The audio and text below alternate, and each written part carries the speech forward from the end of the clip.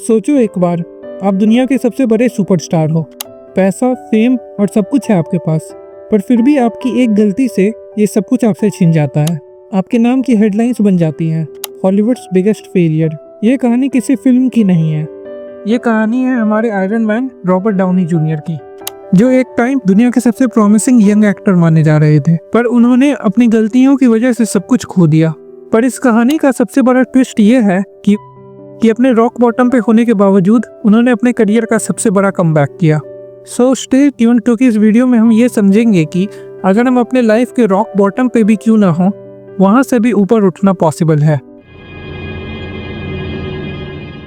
Robert Downey junior की life शुरू से ही फिल्मों के बीच में थी। उनके पिताजी एक बहुत बड़े फिल्म मेकर थे और आरडीजे को बचपन से ही एक्टिंग का शौक था। लेकिन एक्टिंग के साथ ही उनके लाइफ में एक और चीज आई, ड्रग्स। एक इंटरव्यू में रॉबर्ट बताते हैं कि उस समय मेरे आसपास ये सब कुछ काफी नॉर्मल था और उस समय मुझे किसी ने सही गलत के बारे में नहीं समझाया, और वहीं से शुरू होती है एक डेंजरस साइकिल जिसके लपेट में वो आ गए। अपने 20s में रॉबर्ट एक शाइनिंग स्टार बन चुके थे।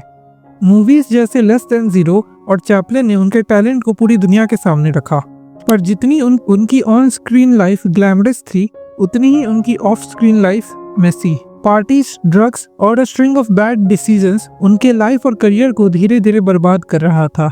ऐसे ही करते करते कुछ दिनों बाद सब कुछ बदल गया। रॉबर्ट को बार बार अरेस्ट किया गया, रिहैब भेजा गया और यहाँ तक कि जेल भी जाना पड़ा। एक बार तो वो इतने आउट ऑफ कंट्रोल हो गए कि वो किसी स्ट्रेंजर के घर में घुसकर उसके बेड पे सो गए। ऐसा लगता है कि उनकी लाइफ का हर अटेम्प्ट फेल हो रहा था। आपने भी कभी ऐसा फील किया होगा कि आप किसी बैड फेल्स की साइकिल में फंस चुके हो, जब ऐसा लगता है कि कुछ भी हमारी तरफ नहीं जा रहा और हम चाह कर भी अपनी पूरी कोशिश के बावजूद भी उससे निकल नहीं पा रहे। आरडीजे की लाइफ की भी ये एक ऐसी साइकिल थी जो कि और डेंजरस होती जा रही थी। जैसा कहा जाता है, कभी कभी जिंदगी हमें तोड़ देती है ताकि हम सब कुछ फिर से बना सकें। आरडीजे के लिए ये मोमेंट तब आया जब उन्होंने खुद को जेल में अकेला, एशम्ड और टोटली ब्रोकन फील किया। आरडीजे कहते हैं कि उस समय मेरे साथ जेल में क्या हुआ वो मैं बता नहीं सकता। मैं बस इतना समझा सकता हूँ कि कई बार होश आने पर मैं अपने ही खून में सोया हुआ था। उस वक्त मुझे एहसास हुआ मुझे कोई बचाने नहीं आएगा। अगर मुझे अपनी लाइफ वापस चाहिए तो मुझे खुद ही एफर्ट लगाना होगा। इस बीच आरडीजे को अपनी होने वाली वाइफ सुजन लेविन से प्यार हुआ, लेकिन सुजन की यही शर्त थी कि शादी के लिए उन्हें पूरी तरह ड्रग्स छोड़ना होगा। ये आसान नहीं था, लेकिन आरडीजे ने डिसाइड किया कि वो खुद के लिए एक नई लाइफ क्रिएट करना चाहते हैं। उन्होंने उसी दिन पूरे ड्रग्स पानी में बहा दिए। इन सब चीजों में उनकी वाइफ सुजन ने उनका पूरा साथ दिया। आरडीजे ने डिसाइड किया कि वो अपनी सारी बुरी आदतें छोड़ने के लिए खुद को और डिसिप्लिन बनाएंगे। इसके लिए उन्होंने मार्शल आर्ट्स, विंग चुन, थेरेपी और मेडिटेशन का सहारा लिया अपने इनर डीमंस को हराने के लिए। लेकिन सबसे बड़ी बात, उन्होंने ये समझा कि वो कभी भी अपने पास्ट को अपनी आइडेंटिटी नहीं बनने देना चाहते हैं। आरडीजे कहते हैं कि मिस्टेक्स हमारी कहानी का एक पार्ट है, लेकिन उन मिस्टेक्स को हमारा फ्यूचर डिसाइड करने देना गलत है।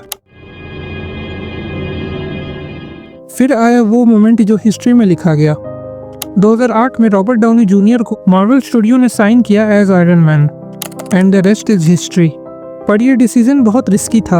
इंडस्ट्री के लोगों को लगता था कि रॉबर्ट बहुत अनरिलायबल है, लेकिन आरडीजे के पैशन और टैलेंट को देखते हुए उनके दोस्त और फिल्म के डायरेक्टर जॉन फेब्रियो ने मार्वल स्टूडियोज को मना लिया कि वो इस रोल के लिए परफेक्ट है। टोनी स्टार्क का रोल रॉबर्ट की लाइफ से काफी सिमिलर था, एक फ्लॉड जीनियस जो अपनी मिस्टेक्स से सीखता है और हीरो बनता है। और ये रोल सिर्फ एक मूवी नहीं था।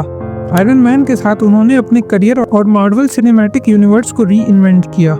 इसी के साथ ही उन्होंने लगभग 15 साल बाद ओपेनहाइमर मूवी में अपने शानदार परफॉर्मेंस के लिए ऑस्कर भी जीता, अपना पहला ऑस्कर भी जीता। आरडीजे की स्टोरी उन सभी लोगों के लिए इंस्पिरेशन है जो खुद को अनसर्टेनिटी और सेल्फ डाउट से घिरा हुआ पाते हैं।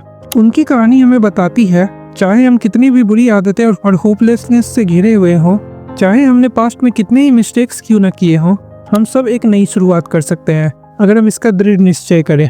अगर आपको ये वीडियो हेल्पफुल लगी तो इसे लाइक करें, अपने दोस्तों के साथ शेयर करें और सब्सक्राइब करें इस चैनल को और भी ऐसे ही वीडियोस के लिए। और नेक्स्ट वीडियो किस टॉपिक पे चाहिए वो भी हमें कमेंट्स में जरूर बताएं। अगर आपने मेरी लोनलीनेस वाली वीडियो मिस कर दी तो राइट वाली वीडियो पे क्लिक करें और कुछ यूजफुल देखने के लिए लेफ्ट वाली। तो मिलते हैं अगले वीडियो में।